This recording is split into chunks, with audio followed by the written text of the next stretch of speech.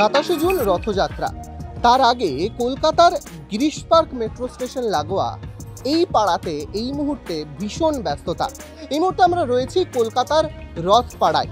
প্রতিটা পাড়া, প্রতিটা ঘরে এই মুহূর্তে রথ তৈরিতে ব্যস্ত। ঠিক কি হচ্ছে এই পাড়ার মধ্যে দেখাবো আপনাদের সবটা।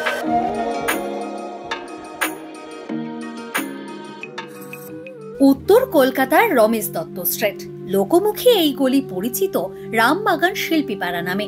মূলত এই পাড়ার শিল্পীরা দুর্গাপুজো বা শহরের বিভিন্ন বড় পুজো প্যান্ডেলের মূল কাঠামো তৈরির কাজ করে থাকেন। প্রস্তুতি চলে বছরভর। তবে এবছর সোশ্যাল মিডিয়ায় রামবাগান শিল্পী পাড়া লোকমুখে খ্যাতি লাভ করেছে রথ পাড়া হিসাবে।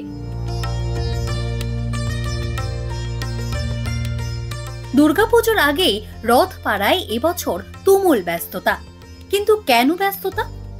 বিভিন্ন মাপের বিভিন্ন রকমের রথ তো প্রতি বছরই তৈরি করে থাকেন শিল্পীরা। বৈকুণ্ঠ দাস, বছর 51 শিল্পীর এখন হাতে একটুও সময় নেই, কারণ বৈকুণ্ঠ দাস সহ বহু শিল্পীর তৈরি রথ পৌঁছে যাবে শহরের বিভিন্ন প্রান্তে। না, প্রতি বছরে রথ করি আমরা, কিন্তু হঠাৎ আগের বছর থেকে আমাদের রথের ডিমান্ড একটু বেড়ে গেল চাপে। আগে যে জায়গায় আমাদের ধরুন 100 জন করতে, সেই জায়গায় এখন 200 জন করছে। সবাই শিল্পী, সবাই যায়, আমি একটু রথ করি।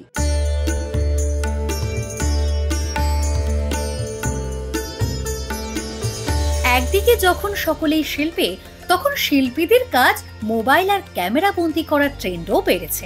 সৌজন্যে social media content creators. Social মিডিয়ার দৌলতে এবছর রথপাড়ায় বেড়েছে বিক্রি, ভিড় জমেছে বহু মানুষের, তাই কাজের চাপও বেড়েছে রথের কারিগরদের। সোশ্যাল মিডিয়াতে আগে যে এত ভিডিও হতো না, এই যে ব্লগ করছে, এগুলো এসে আরও ভাইরাল হয়ে যাচ্ছে। তোমরা নিজেরাও তো ভিডিও ছাড়ো? হ্যাঁ, আমরাও ছাড়ি, অনেকে দেখে আসে, অর্ডার দিয়ে যায়।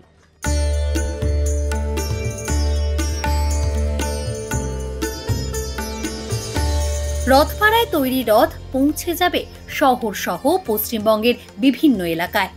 হাতে আর মাত্র একটা দিন। 500 টাকা থেকে শুরু করে ক্রেতার চাহিদা অনুযায়ী রথ তৈরি করেন শিল্পীরা।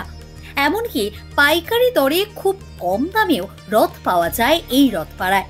27 জুন রথযাত্রা, তাই তড়িঘড়ি শেষ মুহূর্তের কাজ সেরে নিচ্ছেন শিল্পীরা।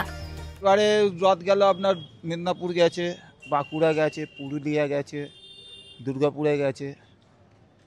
হ্যাঁ, তারপর এখনো যাবে, যেমন ওইটা আপনার হাওড়া যাবে, আর এটা আপনার গড়িয়ার সাইডে যাবে।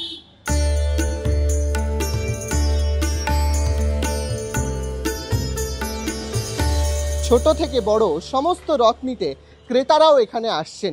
এই মুহূর্তে যে ব্যস্ততা এখানে দেখা যাচ্ছে তা সত্যি চোখে পড়ার মতো।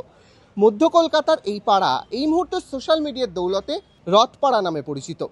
আপনি এসেছেন তো এই রথপাড়ায়? জানাতে ভুলবেন না কমেন্ট সেকশনে। ক্যামেরায় বাপন সহের সাথে বেদান্ত চট্টোপাধ্যায়, এই সময় অনলাইন।